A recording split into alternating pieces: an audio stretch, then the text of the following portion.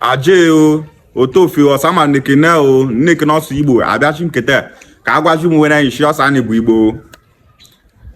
We are fighting against propaganda and lies against our people. Those our Okwane people, Ika people, Ikwere people, and other regions of Igbo land denying that they are not Igbo people, saying Ikwere is Ikwere, Oba is Oba, Okwane is Okwane. Let me tell you something. Okwane is just a region of Igbo land.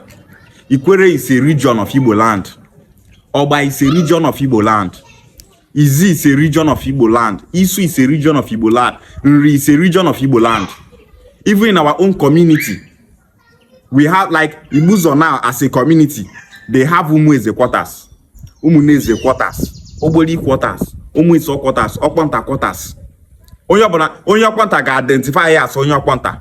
Okwanta person will not go to Umueze quarters to share property there or to identify as Umueze person. Never. Eboye biko na wachi. Mana ogosi hosi na ndi Ibuzo nchabu hofu. All Ibuzo are one people. Mana onye ọbụla malisi boundary, amali family, amali ogbewe. Ukwan is just like a quarters in Igbo land. Ukwan did not like a ogbe. Ukwan is just a quarter, a region, ogbe with their own dialect. Ikwere the same thing. Ikwere is a region in Igbo land with their own special dialect. Their dialect is called Igbo. If you like call it Ikwere, your dialect is called Ikwere because of your region and the name of your geographical location. Our dialect is called Okwane because of our region and geographical location. If you go to Nri now, what are you speaking? We are speaking Nri. They called it Nri, but it's Igbo. That Nri is because of their location and region. If I speak Igbo now, Okwane, you say, wow, onye na-asụkwa Igbo. Igbo nka onye na-asụ ka ha na-akpọ Okwane. Onye Ikwere so ashi Ikwere ka ọsụ na Igbo ke na ọsụ na ifu akwa bụ Ikwere. Onye enu ani so ashi ifu ọsụ na bụ enu ani o Igbo ka ọsụ ne. Oya ma disi Igbo na asụ n'onu n'onu. Any Igbo dialect you speak is Igbo language. If someone asks me speak Igbo, I will speak Okwane for that person.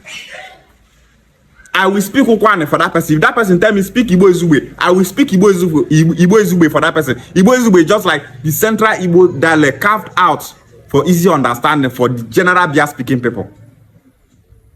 Call it Okwane language. Anything you call it, Okwane remains Igbo language. Ikwere remains Igbo language.